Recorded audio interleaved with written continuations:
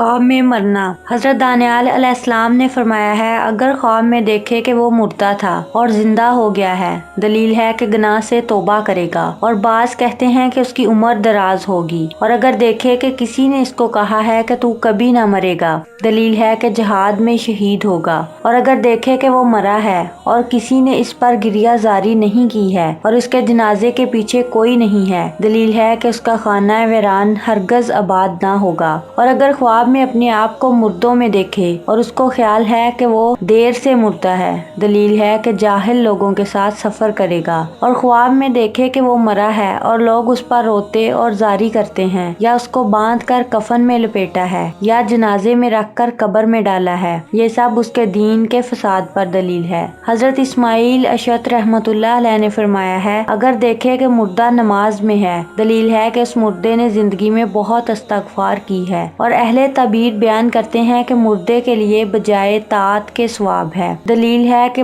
صاحب خواب اطاعت اور نماز میں سست ہے، اور اگر مردہ کو دیکھے کہ جس جگہ زندگی میں نماز پڑھتا تھا اسی جگہ نماز پڑھ رہا ہے، تو مردے کے پاک دین اور زندہ کی درستی اور عاقبت کی دلیل ہے۔